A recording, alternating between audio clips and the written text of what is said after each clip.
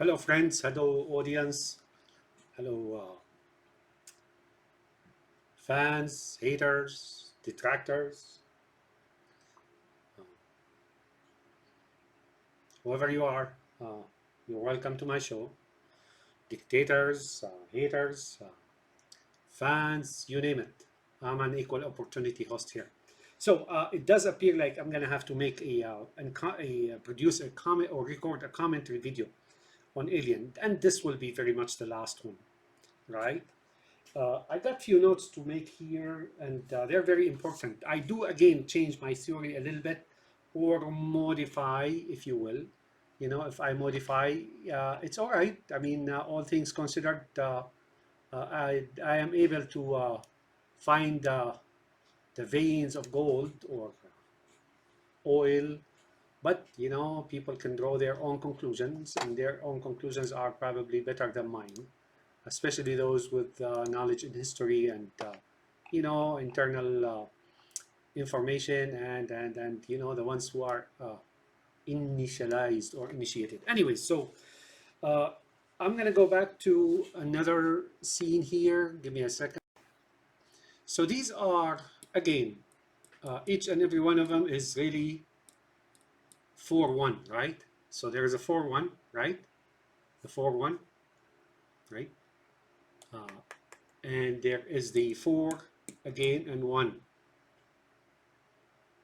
and they're all contained in the 8, and so on and so on. Sometimes the illustration here shows also, the color shows is indicative of certain things. You know, uh, I am not initiated into the occults and stuff, so my observation is really it's from the outside, you know, from a distance, right, of what I observed and so on. So bear with me, okay?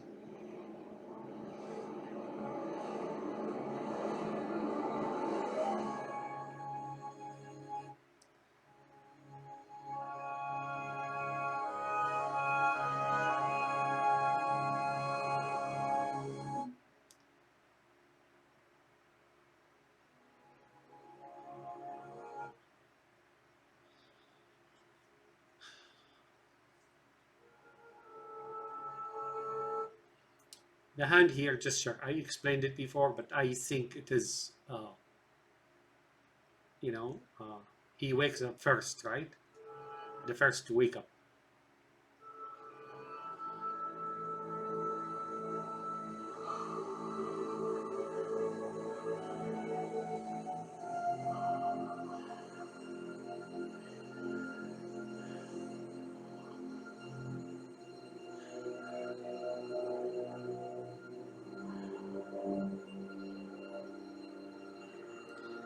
Here, like I said, as if he's receiving revelation, you know.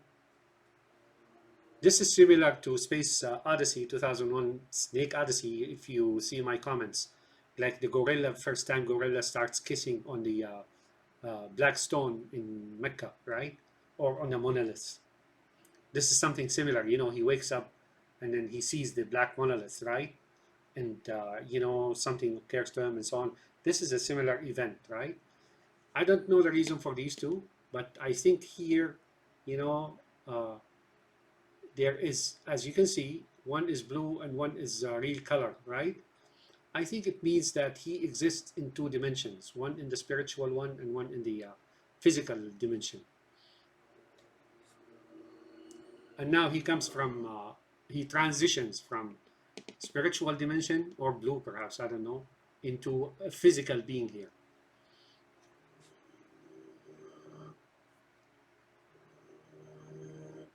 And he's transitioning from one now. So the interlacing or you know, interwoven scenes where you would see him transition from, and then one becomes a silhouette and one becomes physical, right? So this is a some kind of a progression into different stages. So now that's another stage. He's now considering, pondering things, and now he gets up. He's on a mission. And it's blurred, as you can see, you know, there's like a blurred thing here. was.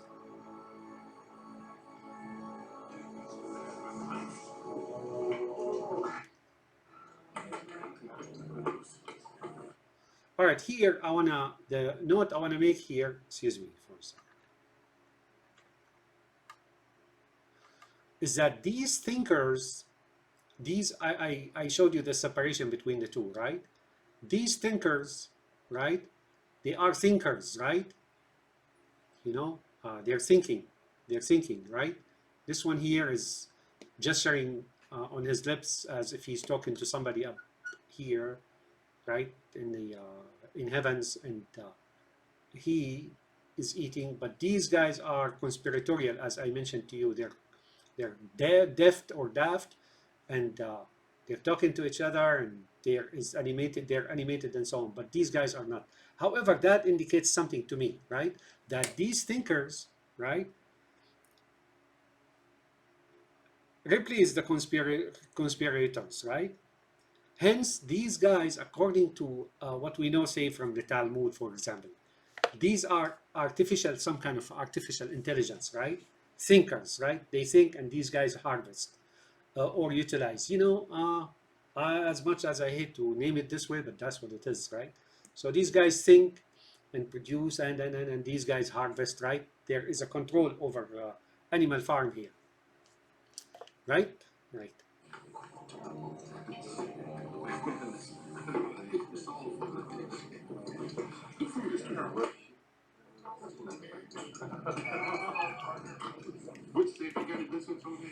Okay, here the biscuit. You got a biscuit, right? I don't know who he's talking to. I think he's talking to somebody here, probably. I don't know. But biscuit is like he's saying, talking to a dog or an animal, right? Who's got a biscuit, right? Here's a biscuit, right? So maybe he wants a biscuit for himself. Cornbread. Cornbread. So cornbread is for humans, biscuits is for animals. He got a biscuit, right? So that's the biscuit. You saw it. I told you before it was something. I think he covered up, obstructed Dallas's vision, so he won't see that he's getting a biscuit here. Biscuit, like I said, is a dog, or it may mean money. But why would he, if he's not like on the side of Parker, right? Why would he want to obscure and conceal it or divert Dallas's attention from it? Well, he doesn't have to be in alliance or in league with Parker and Ripley. Maybe he's got things going on, like he has his own agenda, he has his own vision, and right, so he wants to allow it to go, because if it was discovered, right, this guy may issue something that will disrupt the operation, which he is aware of, right? Man, I'm cold. That's Ash I'm talking about. Still with us, Brett. All right, that's note number one. Okay, here we see the bear, right?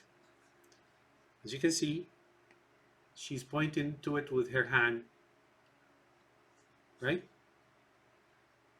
And I am gonna make, I said this is a dragon, right? But somehow this is also a bear. And bear appeared also in my commentary on 2001 Space Odyssey, or Snake Odyssey. In the very beginning, when the children of Adam, one of them is playing on a rock, or the rock next to them is like the head of a bear, right? I mentioned that. So here I'm gonna mention that again, right? Because this here, it's gonna come up, the word bear is gonna come up on a commentary in a different movie, right? So let's see. Why would you wanna do,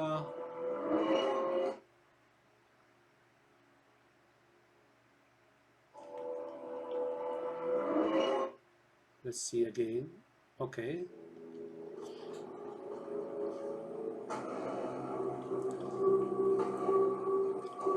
Why would she want to extend her hand? See, she is touching it. She's feeling it.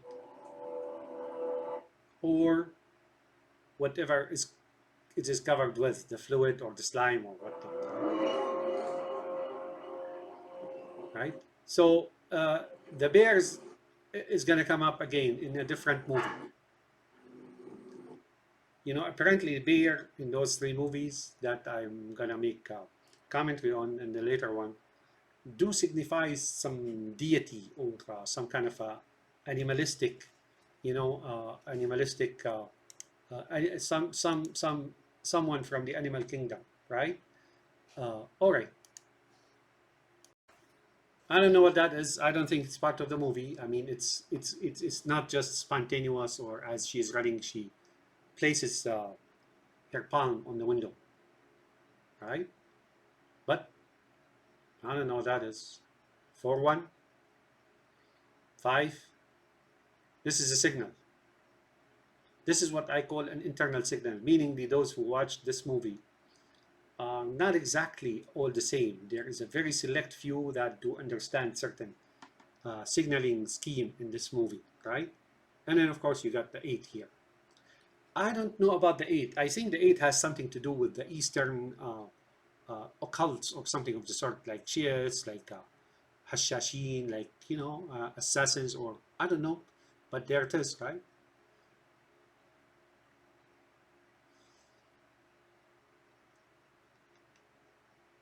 Here I have another point to make. And like I said, I can make so many points here, right? I mean, here she appears again, right? I can make so many points here. But, that's enough for today. That's like this particular video. So I want to make a comment on this one as well. I showed you that Lambert, notice Lambert is in the blue now, but she's armed, right? Although she hated the mating or acquiring the seed from the xenomorph, she doesn't want him, right? She doesn't want it. Why? Because according to them, she's feeble, right? However, now she has the seed, she is compelled to fight, right? Because you know how females of species are, they defend their children and offspring to the death regardless what they are or who they are, right? I mean, even among us humans, race, color, deficiency, handicap, a woman, a mother defends her own offspring regardless, right? So now she wants to fight, right? She's armed and she wants to fight. So that's where I get it here. I want to show you. Again, the ducts are occults and organizations, secret organizations, occults, all that stuff. Intelligence agencies and whatnot.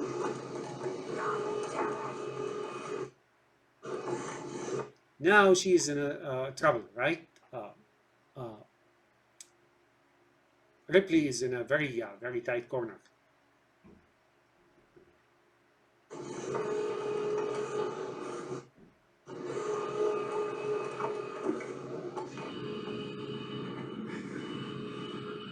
Here is rising from below to above, right? Below is underground. You interpret that as you wish, but underground to above ground, meaning now she's out in the open. She can no longer be underground.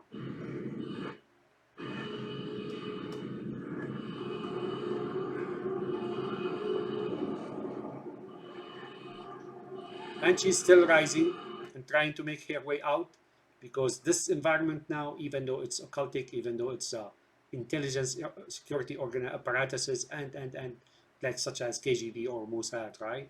But she can no longer be here. It's compromised. Here means more like occults, because that's not her real environment, right? And now, although she doesn't know, I don't think she knows, but she didn't find Lambert next to Parker, right? Because Lambert survived, and she definitely knows that while she was there, and she didn't find her. So now she's not just looking out for herself and the explosions and the ship explosion and the xenomorph. Now she's worried about Lambert, right? But here, concerned about Lambert, maybe real, maybe not. Maybe now she wanted to leave her to her own devices, right? Right now, it's time for her to disappear or go with the ship, go down with the ship. So I am making an assumption here. We can make an assumption whether she was aware of it, or she's just fighting, or she knows that Lambert is gonna fight her.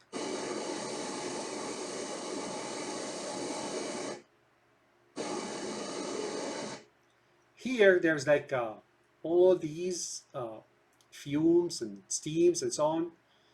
I think that is like an upheaval in financial systems, in society, in economy, in business. In this is like apocalypse, right, or judgment day, when people are no longer in an organized society and things begin to fall apart and everyone for himself and so on.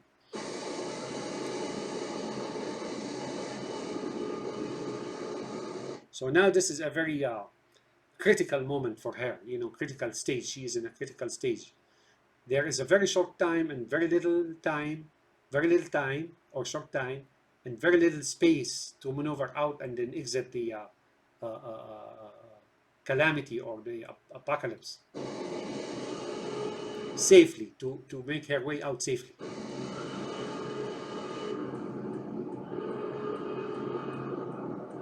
And obviously those alarms, those, I don't know what to call them, whizzing alarms, and they have a name or something. That is for people who are watching, like, things are not good, right? Better get ready.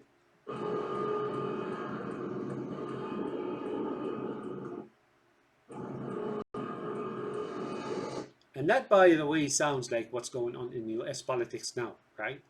Really.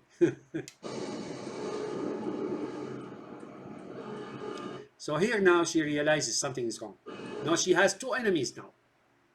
One she is certain of, and that's the xenomorph, and one she's not sure about, and that would be Lambert.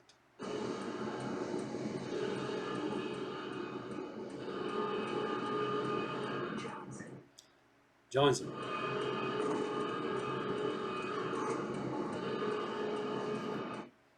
All right, next note. Okay, when Ripley picks up Jonesy, look at the ceiling.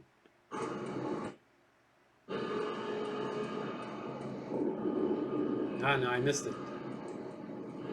But above Jonesy, either here or elsewhere, you will always find the octagon, right? So whenever you see the 6, a hexagon and octagon, right, it's always relevant to the character in the movie.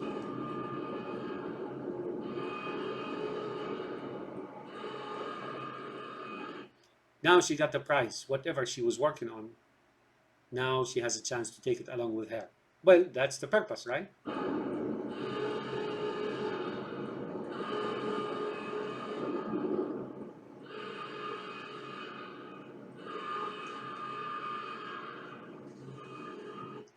See, that's what I'm talking about here. 1, 2, 3, 4, 5, 6, 7, 8. So the octagon, right? It's always octagon. Where she exited from is really the hexagons, right? So there are always indications of what's where is who and what not, blah, blah, blah, blah. Okay. See, now she knows that's Lambert, because someone is firing from here and the fight is on between her and Lambert. However, she's running away because Lambert is one tough Arab. I mean, one tough woman, right? She can do very good in close proximity combat, right? So here in the close proximity combat, Ripley is, I don't know, she's running away, right? Now she's still in the blue, right? And then Lambert will not be able to enter the blue, right? See, the fight is on, but Ripley has no time for her. Why? She's not in a corner, so to speak, and she knows what's going to happen. So she's trying to survive in a very short time and a very small distance in space, right? And unusual circumstances, if you will. So here, Lambert stays there, and she is almost sure that Lambert is going to be obliterated with the rest of others in the explosion, right? There's fire.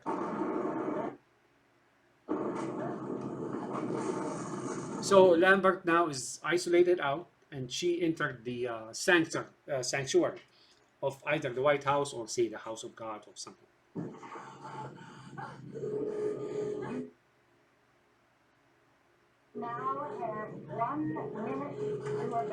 Okay, next note. So I want to say that Kane was thrown out of the shuttle, really, when they ejected him and made Freezerinos out of him, right? Uh, he was thrown out from the shuttle, right? Or from the White House, or from the house of God, or, so and so. As you can see, the point here is very clear what I'm trying to say. I don't want to go back to that scene here on the DVD. So Jonesy is 8. She is 6, right? You know those hexagons and octagons, right? All right. Okay, here's a side note that in the next movie, which is Aliens or something like that, the next sequel to this 1979, when she was found floating in space, supposedly 6 weeks, right? But then she floated in space for 57 years. I talked about gestation period for demons, and I mentioned that maybe ages like 5,700 years, maybe all that is possible, right? But here it could be that Ripley hid in the open among humans, right? Incognito, concealed, so nobody knows where the seed is, right? The seed, not the seed. Seed, like, and that's in Jonesy, right? Or from Jonesy or in Jonesy, right? So that's how long it took her. Again, that's probably 5,600, 700 years, right? Or something of the sort, hiding in plain sight, if you will. And we know what that is. Okay, it's good to make a note here that environ control and purge is happening now, right? The new group or posse in the United States is just basically purging the government in order for totalitarianism to take place, in order for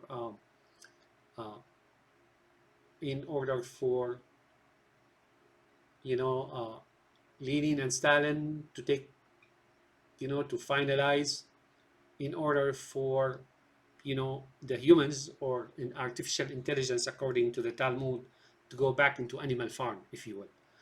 So that's what I'm seeing here. DR5, I don't know what DR5, disaster recovery, or drive, or direction, I don't know what that is. 24, so 2, 4 gives me 6, and then 16, and then 16 and 6, what? 22. I told you before in one of my commentary that 21 and 22 do supposedly mean something. I don't know what they are. I don't want to know what they are. But 22 appears to be, the number 6, and 21 appears to be the number 5. So 25, 22 destroy number 5 or something of the sort. I don't know. So 24, 5, 5, 6 destroys 5. Destroy 5. All right. I mean, you could multiply that. I don't know what you'll come up with, but that's definitely the person. That's definitely happening now. Now, I want to tell you a little bit. I see a lot of 1984 here. All those signs on the walls and so on, like double plus is better than one plus, double speak, or shit speak, or new speak, and minus, and all these signs that you see on the walls and here. I see a lot of 1984 in this movie, really. And at the end, I'm going to show you something about Nietzsche, right? And there's a lot of Nietzsche here as well. There is like that common grounds, common framework of all these movies and books and so on, and right? But that's like a very huge subject, and I may do commentary on it in a different track, So next note. I think the cat's name here is Muchi, and perhaps Mia, M-I-A, or Muchi. Okay, here I have actually, I think I corrected myself on this. From here on, until she ejects the alien out, and the alien is probably what's inside, or what's possessing or living inside Jonesy now, right? Now the alien is is inert, right? He's not using his full force and power to eliminate her and the cat or what, because he has no choice. His legacy now, the alien xenomorph legacy, is really within, through her, to the cat, right? But here it hit me. From here on until she ejects I'm going to summarize it really to give it real meaning, and you will understand it yourself. So here, this is a cat, you know, lions, tigers, jaguars, leopards, cheetahs, small, those evil looking cats, right, that we have in the house that enslave us, right? Here it's a cat mating ritual, meaningly she, as if you see the way she shouts and the way she does and displays, right, for the male cat to attract the male cat and then rouse him by pheromones, you know, those gases and so on, right? And then once she acquired the seed, she basically beats the cat up and the cat runs away, right? Why? Because her purpose, all her work, all her doings, right, is really to take the seed, right? And then once that is done, she basically throws away the cat. And if you watch the mating ritual, cat mating ritual, you will see what I'm talking about. Poor cat, he gives all and then he gets beaten at the end. But that's what it is. Right now, she's beginning to the attraction phase, phase, right?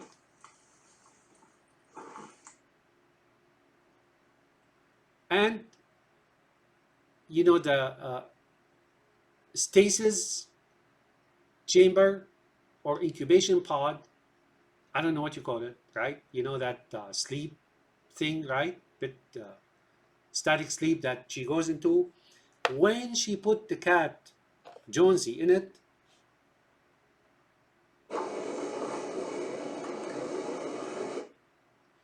sorry, let me stop it here.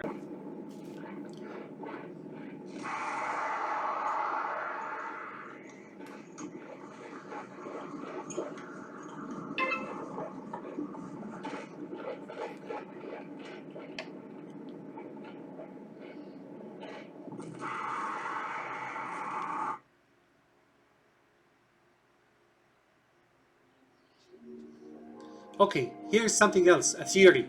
Clandestine, unlikely, but it's possible, and that's like a revelation. Let me show it to you.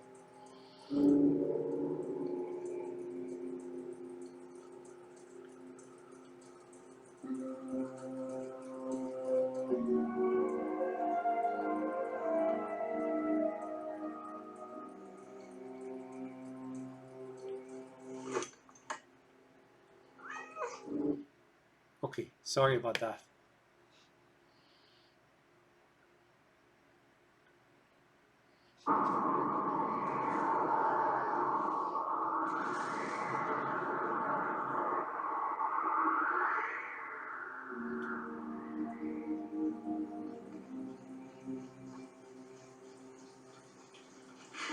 I got you.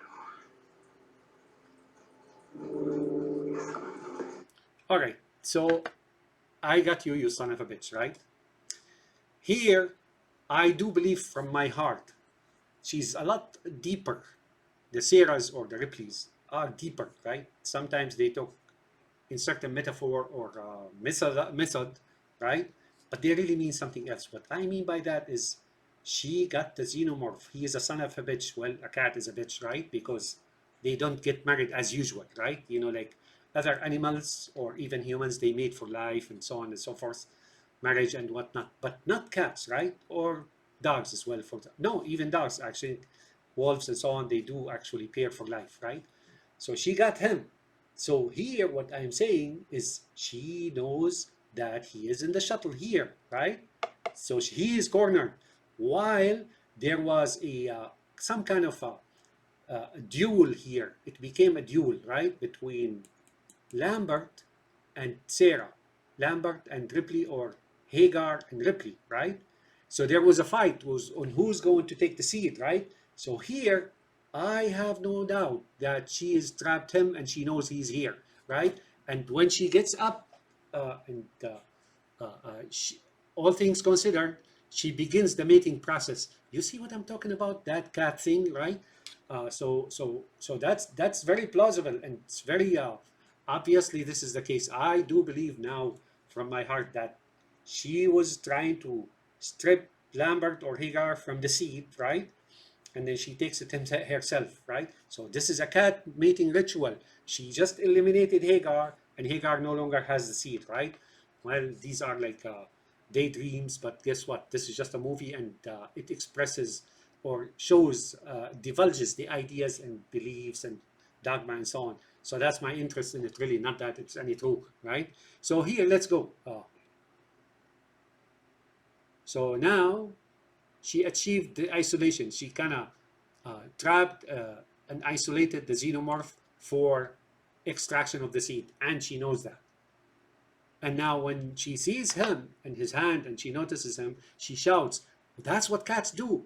These are rituals of the mating, rituals of the cats, right? You know, growling, shouting, and beating, and so on." And as if the cat is very aware, right, of one thing, and that is the moment she extracts the seed, and that's that. Basically, what I'm trying to say is she has a cat has absolutely no interest or intentions or will to really be with a male cat, right? At least the house cats, right? Lions are different on the other hand.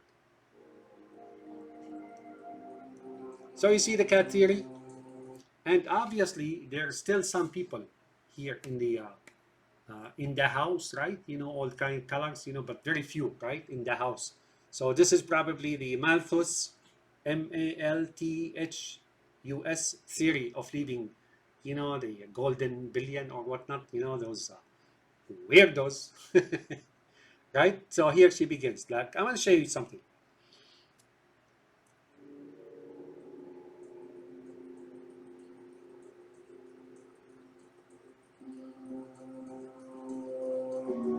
So here, uh, apparently she considered herself a winner, but not yet, right? A winner by basically knocking out Lambert, who was the other side of Abraham, right? You know, Hagar and the Arabs, Ishmaelites, and she being Ripley Sarah. Now she gotten the seed isolated.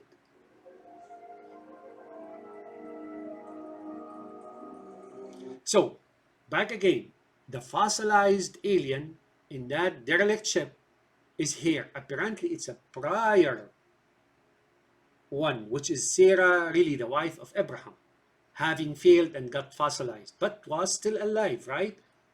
Was still alive. And then Hagar went down the planet, she and Dallas and Cain, and then they extracted uh, uh, the seed, right? And that's why Ishmael, you know, was like always, his nation is numerous, and he was like, you know, strong and science officer, right? You know, and blah blah, right? But now what she's trying to do is the modern Ripley. She's trying to reverse the process, right? Whatever was lost, say 4,000 years ago or 5,000 years ago, right? I don't know. Abraham was like 4,000 years ago, and now she's trying to reverse the process, you know. So the seed is isolated. Lambert or Hagar has been laid to rest. And there was some kind of a symbolic fight in the ducts, right, which I explained. And now he's like resentful. He doesn't want to go with her.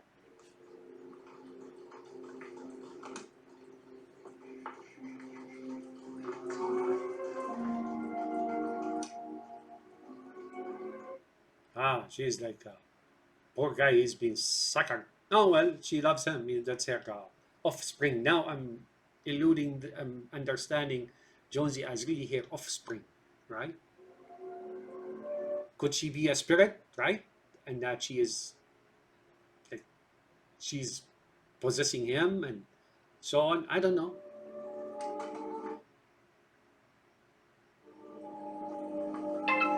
Here, that signifies, in my opinion, that signifies a womb, right? She's putting him in the womb. That's the significance of it. And the rest is the cat fight and then the mating ritual.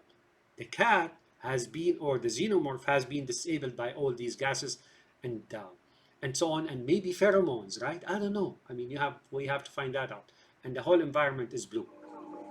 So when you thought the xenomorph, she didn't know the xenomorph was here. I think she did, She's pretending she's done while she's preparing for the next event or round in the fight.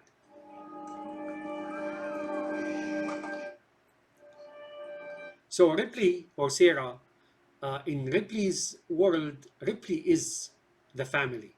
The man is really basically a sperm donor and money bringer, right? While in Lambert's world, the man, right, the xenomorph is really the god of the house or the family. Here it's different. She is the goddess of the family, right? Ripley in these two different offspring of Abraham.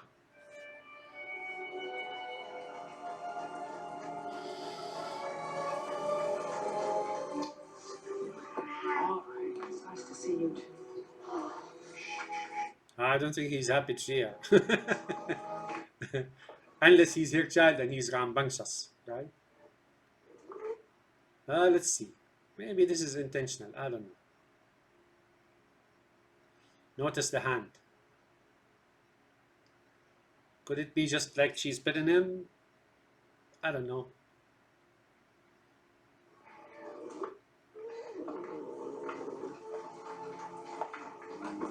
So now he's in the womb, right? Gestation period, right? She's gonna go here, or I don't know, but that's what I think. So you see the new theory about the endings, and I mean, cats mating ritual is really a fight. If you look at it, it's like combat. I mean,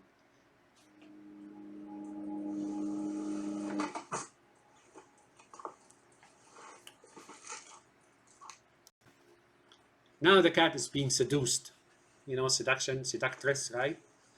Similar to female cats here. That's what I'm seeing, right?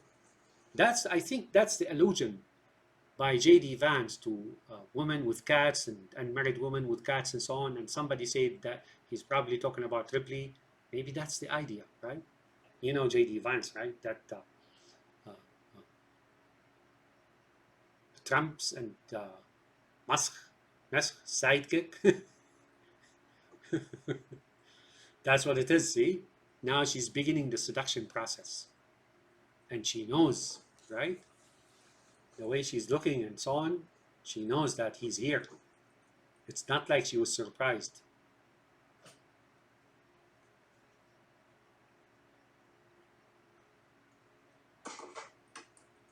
See, she turns her back to him.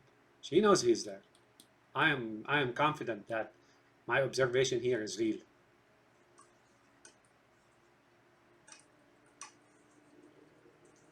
And the humming noise here sounds like growling noise.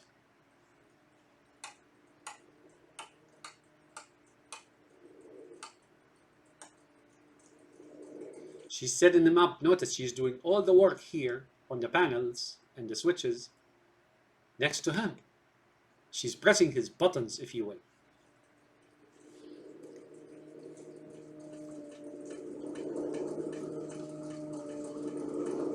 And I told you, there's that eye right there. You see it?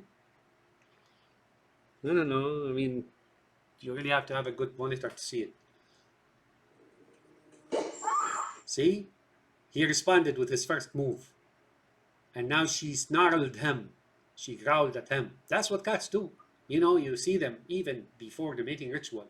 When a male cat approaches a female cat, and they know she's in estrus, right? And she is the one who calls the event, right?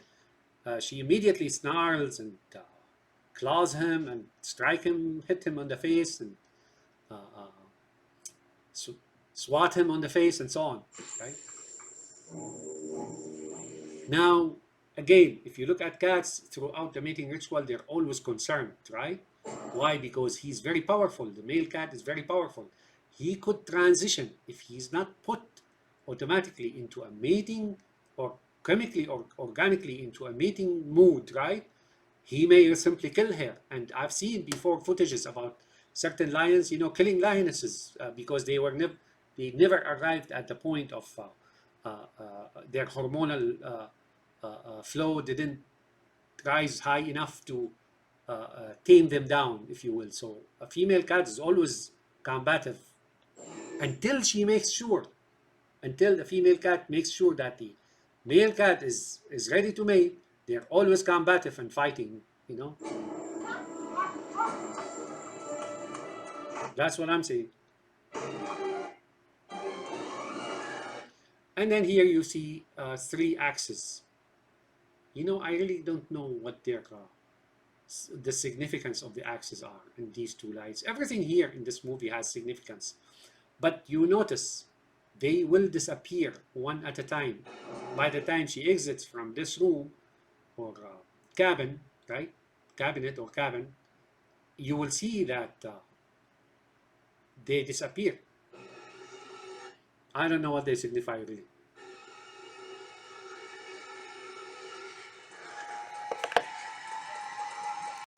Okay, here, as you can see, the one-eyed monster, right? But here, the clutter, I have a theory, right? So you can see there's a 6 here, but hiding. These are humanity, you know, the proletariat. So she goes away and hides, right? Maybe in the bushes, I don't know, but she hides here somewhere. Now, hiding does not necessarily mean physically. They could just be incognito, pretend to be somebody they're not, and play dumb or something, right? But that's what I think here.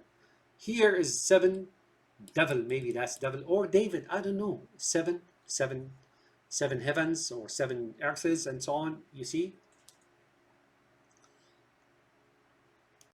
So as you can see, one axe disappeared, right? Hatchet.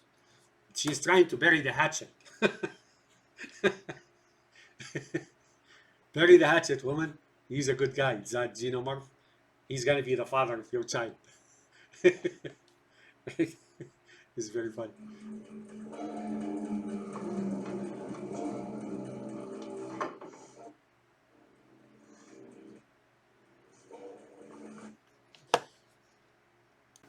Here, he uses his method of indoctrination or convincing and things of the sort, but it doesn't work. He's confused. He wants to kill her or indoctrinate her, but he can't anymore. He's in a corner. She's his only exit out, or for his posterity, or to continue. Uh, uh, things of the sort, right? And then again, you'd see uh, he's also not so apparent because you see the stars, right? And these are, I believe, humans or creatures or something of the sort. Or maybe he's in heavens. See?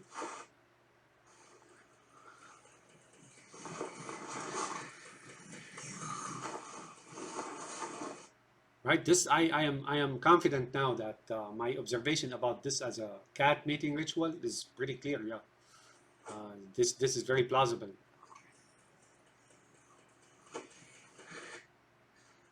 So here, what they're trying to say is Sarah follows such ways and means to get the seed, right?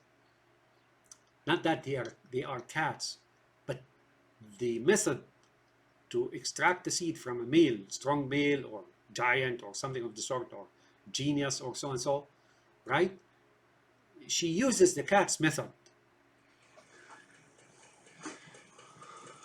Feline.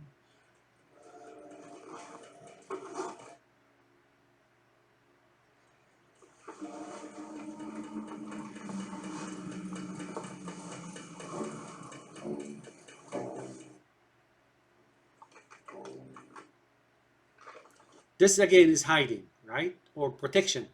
She's wearing a protection suit.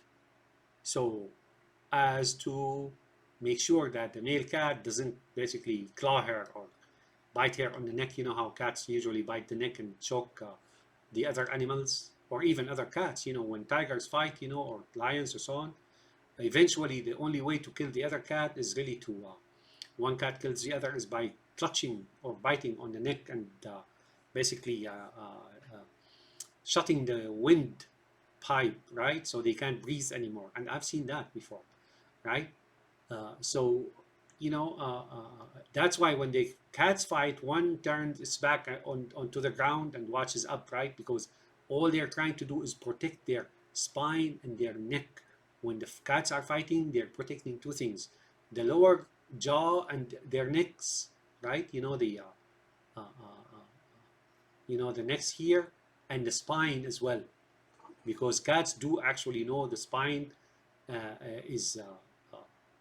is where the control is, and often the case, if they can, they will pucker or pull the spine out with their teeth.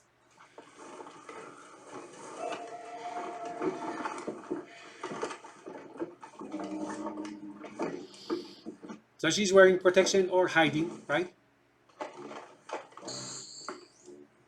And as you can see, the flashing light here, blue light, is there's awareness in her community that this is what's happening.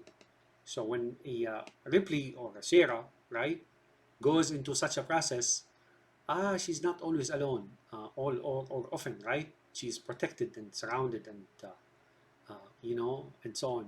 And you can see, and now look, all the hatchets are gone. So now my thinking, where did the hatchets go? I think it's those who are helping here, right? You do not see, right?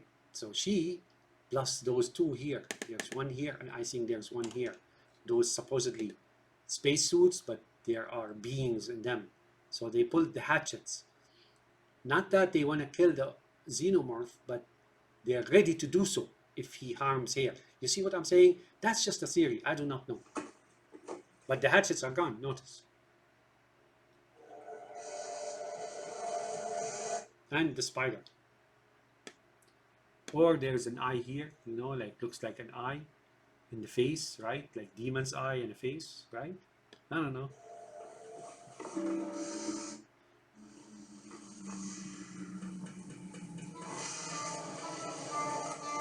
Yeah, that's what I think. See, there are 2 and 3. So the hatchets are 3. They are pulled out. One she has, and these 2 are protecting her. So they picked up the hatchets as well.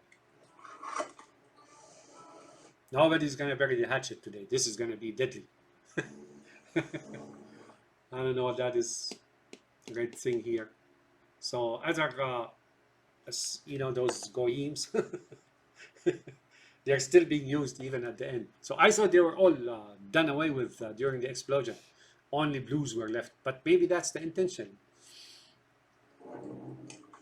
Maybe not all. I don't know. I can't read this here.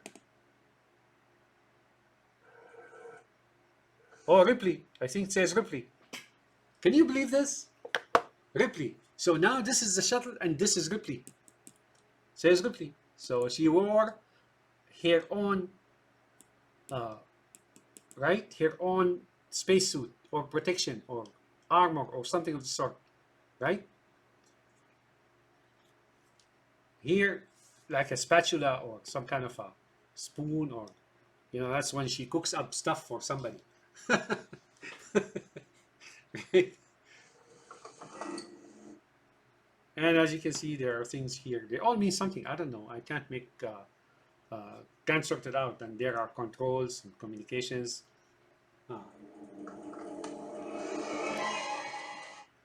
Now she's ready for the final act, or the touch, right? The transition or transfer of, and there's like, I don't know what that is here. It's not a reflection. It does look like more like a scratch on the helmet or the glass or the mask, right? So here he's finally responding, and she's assessing the situation. Is he still in aggressive mood, or has he mellowed, or his hormones now are flowing, so he won't fight anymore or kill anymore? She just tamed him temporarily, subdued him, right? By communicating or, signaling his hormones.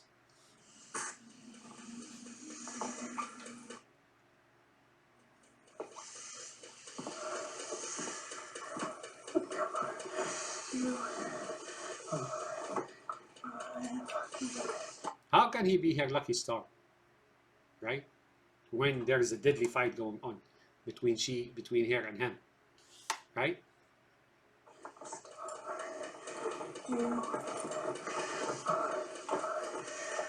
So now, as you can see, she ties her belts on, right? She buckles her seatbelt. But why would she want to do that, right? Why would she want to do that? when she doesn't know how the fight is going to go. If she buckles her belt, she is disabled now. She's died. She cannot be mobile or maneuvering. She cannot maneuver anymore for the fight. But it tells you she knows what she's going to do, which tells me she knows he was in the shuttle, which tells me she trapped him in the shuttle, which tells me that it was a fight with Lambert over, him and the seed. That's what look at it. So here, she has a plan, right? Could it be that she figured that plan out right here and now, concurrently, right? While things are progressing, the fight is progressing, she figured out that's what she's going to do.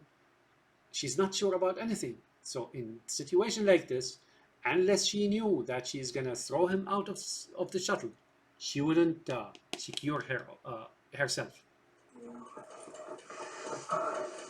And her lucky star, right?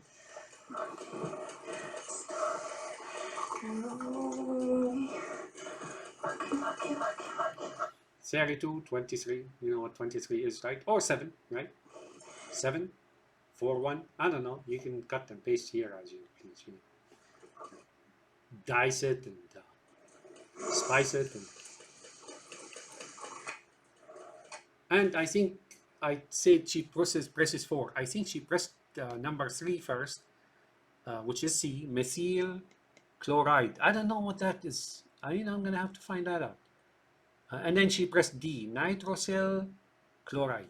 You know what? Let me write them up so I can find out later. Okay.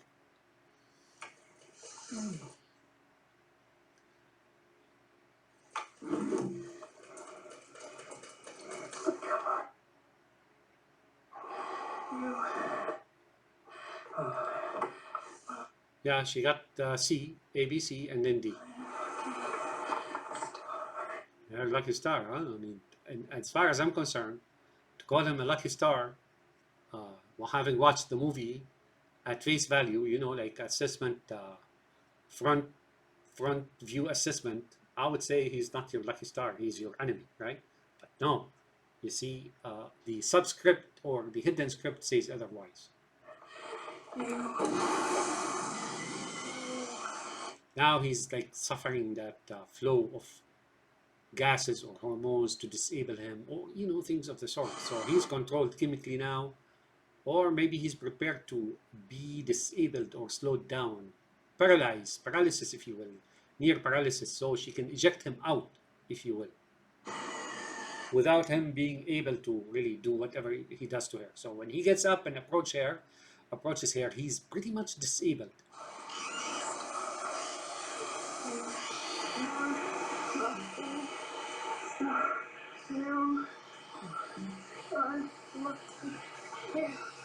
Like I said, this is daydreaming. Oh my God. So she's talking about God, really.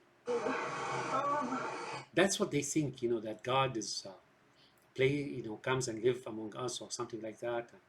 What if God was one of us? Blah, blah, that's like, these guys are, a bunch of weirdos, man.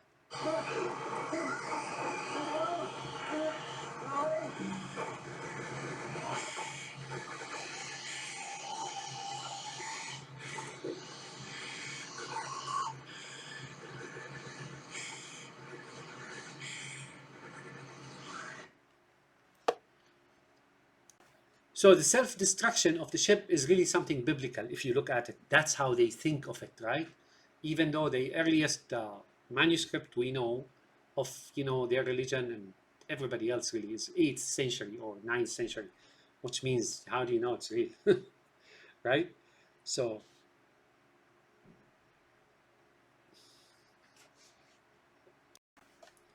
okay.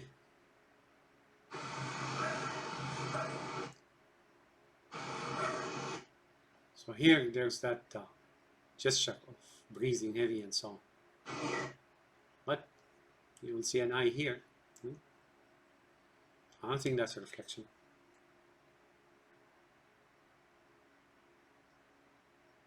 See?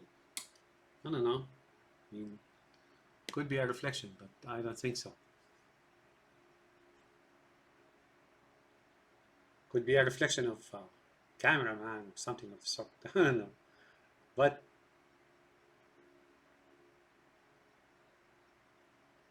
those reflections do say something, right? Here she is like entered her hormonal thing, you know.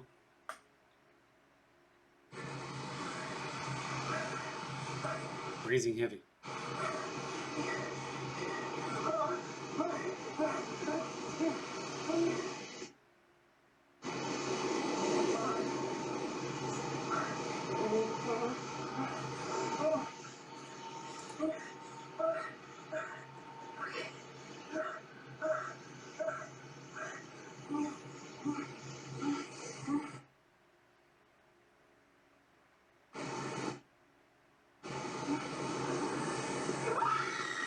See, that's where after the heavy breathing, you know, and this is actually the actual moment.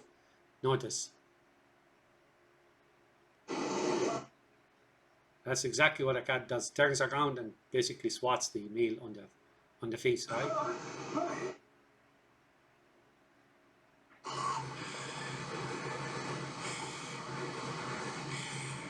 Notice.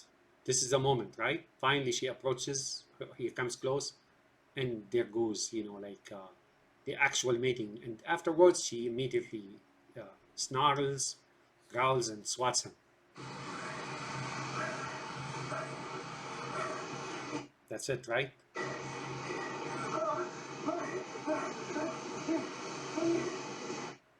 Turned her back. You see?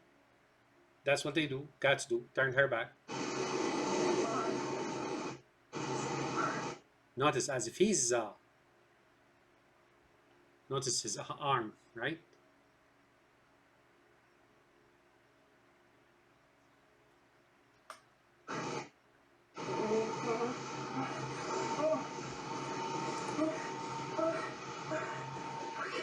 So the affair is very dangerous, you know, that very dangerous stint here, those few minutes toward, you know, extracting the seed for her. It's detrimental, it's life or death.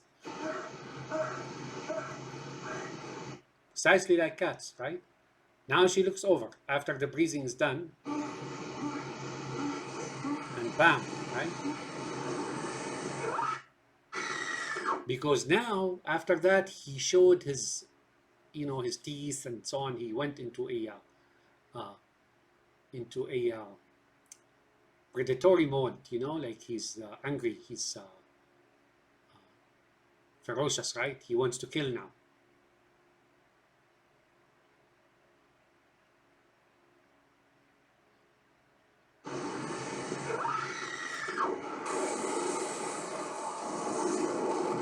And he gets out, right? As male cats do afterwards. Uh-oh, fetch. So she got the seed and he's out, right?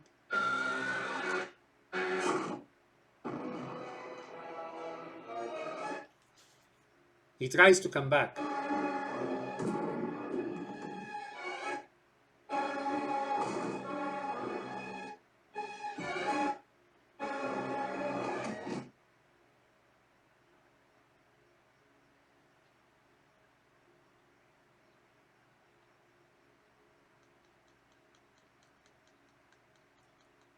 Right? Okay, let's go to the next note. Oh, you know what? Let's continue.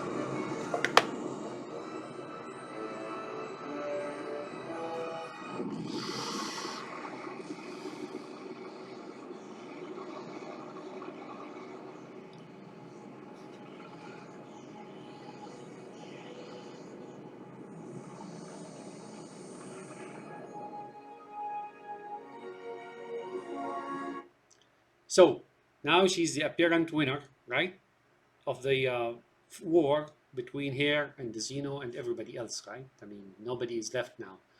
The only rival was Lambert, and Lambert basically waited in the wings, right, to fight. She didn't make her run to the shuttle, right? That's probably United States. I don't know, White House. or the house of God or something, and then she got burned in the explosion. She was obliterated in the ship explosion, right? So here she's not gonna be like her ancestor or predecessor, the fossilized alien, right? And she's not gonna be fossilized. She got the seed and she threw out, she took the bait and spat out the hook, and she got the D7. Dog, dog 7. Final report of the commercial starship Nostromo. Third Oh man, officer reporting. their intrigue and tricks and so on. You can never see them. Members of the crew. Let me find the words.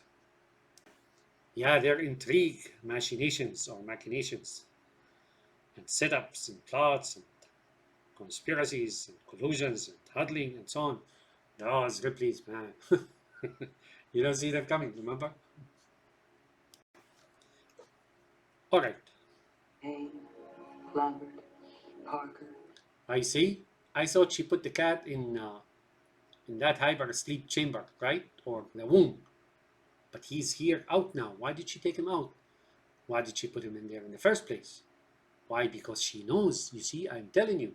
She trapped the xenomorph in the shuttle, right? And now the cat is what she got. So she hid the cat in the chamber or in that hyper sleep chamber so that he won't get hurt or he will not kill him, right? She hid him. You see the plot here? She knows. She planned everything here. And now she took the cat out, right? Right. Here, that means she got the seed, right? Or if it's him, then she evicted the evil spirit from him. And she has him. Ash and Captain Dallas are dead. Everybody's dead except the Ripley's, right? Cargo and ship destroyed. I should reach the frontier in about 6 weeks. 6 weeks, but she goes like in the next movie, they say is 57 days. And I explained, talked a little bit, or addressed that just shortly before this, in this video. With a little luck, the network will pick me up. So here, what that means, I think she goes out in the open, not in the ducts, and she's incognito, right? Lost tribe or something of the sort. And eventually what happens is she either emerges or they find her, right? Because if she appears and shows the gains that she have now, right? I don't know, 57 days? That's how long it takes a cat to deliver, right? I don't know. Yeah, a cat's gestation period is 3 months, I think. So 90 days, not 57 days. But what I mean by that is she goes incognito. Maybe she wants to raise the child, right? Or D. David, perhaps, I don't know. Before she brings him forth, right, into the bride. You know how lioness bring the cubs to the bride after a few days or after a week or something like that, right? I don't know, but that's what I'm thinking now. This is Ripley, last survivor of the Nostromo. Signing off.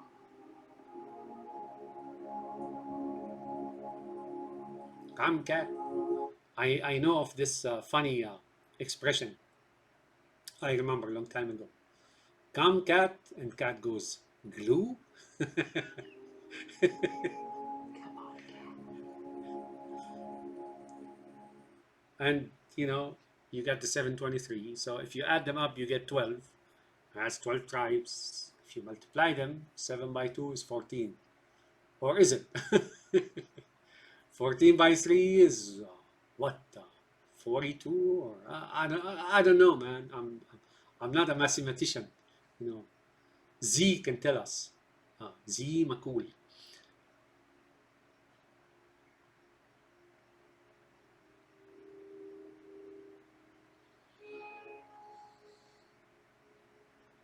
$42, so 42, right? Or the 161 as I explained it.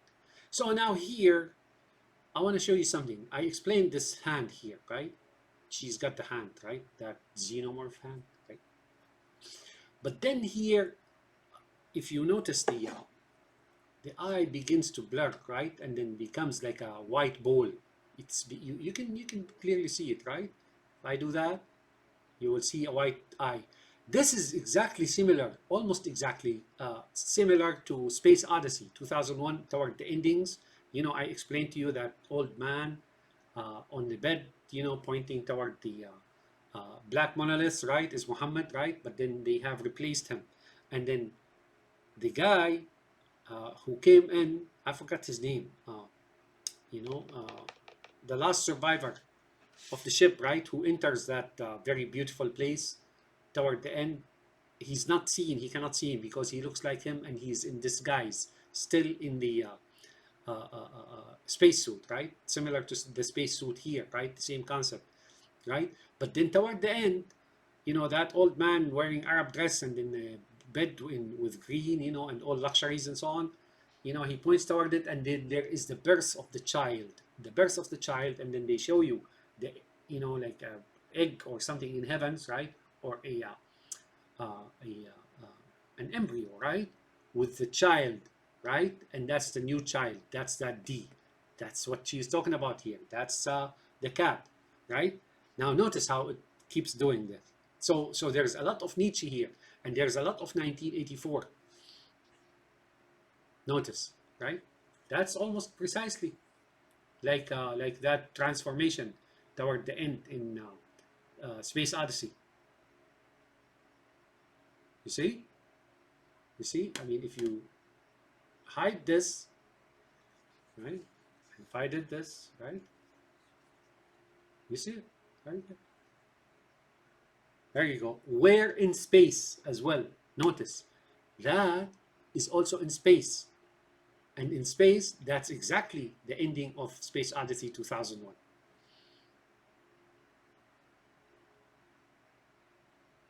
Okay, let's go to the next note here. I got a few things to say. So, like I said, D7 maybe what they allude to is devil in heavens, right? I don't know about them, man.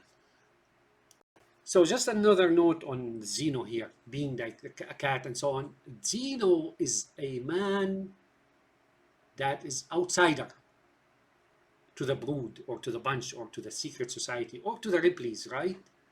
So Ripley, and this is like very like real revelation here. That, and sometimes I see it, sometimes I really don't. That this particular Ripley's and the makers of this movie and so on, there is really such a tightly controlled, tightly knitted, closely knitted world that you really don't see, and that's that.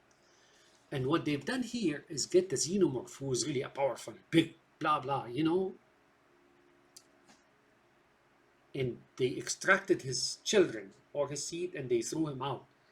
Is what I think this is all about. Is this reality? I'm telling you, man. Sometimes I see it, really see it. Sometimes I really don't, and it's not exactly a heavenly situation in there. I mean, and that borrows a lot from 1984, right? There's 1984 here. There's a lot of Nietzsche here, and there's a lot of 1984, right? Right? Winston and so on, right? So it's not like they let someone in on the secrets unless he proves to be, so and so, right? But they train him, they fry him out, right? And these are my cats right there. See? These are my cats, right? So I was talking about cats. They give me hints, right? Right? So D, maybe devil in heavens is what they're talking about. They don't care as long as they have the seed and so on. And so they bring him and then they throw him out. So the xenomorph now, maybe in outer space, but I think he's in the wilderness, back into humanity. I have seen this also in a movie called Valentina's Line. Valentina's Line, when her daughter, and they want to find a father for her child, and they go find this guy, with motorcycle and blonde and so on. And once she's done taking the seed, she runs away, and that's it, right? He has no clue what happened, right? So Valentina's Line, I think that's a Dutch or German movie or something of the sort. But that's a very interesting movie and disturbing a lot, right? Because a child without a father is really will grow up to be, problematic, right? Short of many things, right? Uh, so hiding like a cat. So the hand also, the hand, right? Her hand, let's go back.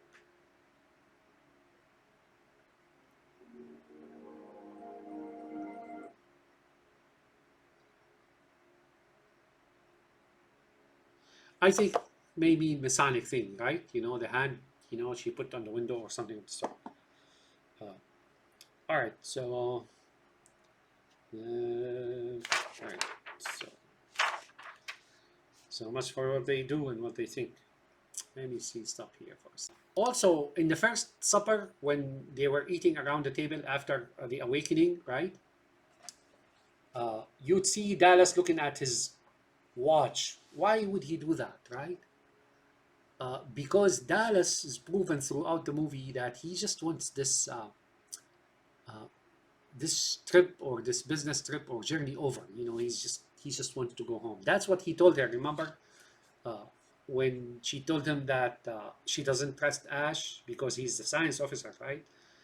He says, "Look, I just want to go home," or something of the sort, and then he says, "I don't trust anyone." That's what he said. Remember? So that's why he kept looking at his watch when he was eating dinner, right? After the awakening. Okay, one last note here, and that's of a lot of value. So you know how they based all these monsters on the book called Necronomicon, and there is a Necronomicon 2 by Geiger, right? So the Necronomicon, if you look at it, go ahead and research it. It's a book. It's written supposedly 1,000 years ago or so by an Arab man called Abdul Hazarid, right? And then it's called Al-Azif. Al-Azif here, Arabic means Azif, Azif, right? Azif. Azif is the sound of insects in the forest, right? But it's also used for playing instruments. If someone is playing an instrument, right? It's called Azif, right? Azif, Azif, right? Azif. And that guy supposedly wrote a book, and I heard a lot of, you know, authentication and sessions and talk about it and historical explanations and so on, to the degree that they even cited a historic Arab scholar called Ibn Khallikan, that he mentioned him and so on and so forth with that book. Fact of the matter is, I suspect that book is not true and it's a recent forgery. And that Necronomicon is really, that's why they're talking about the Arabs, right? Necronomicon is really why, because it was written by the Arab, right? Supposedly by the Arab. And then Geiger was fascinated by it and he took all these monsters from it and so on, right? So here we're talking, they make an assumption that God or that D or upstairs or the xenomorph really is in Arabia, Southwest Arabia, right? And that's what they're trying to hint at. And here that strengthened my theory about Lambert being Hagar, right? That the usage of the Necronomicon, and like I said, go look at it, but it's really, I am almost 100% sure that it's a forgery.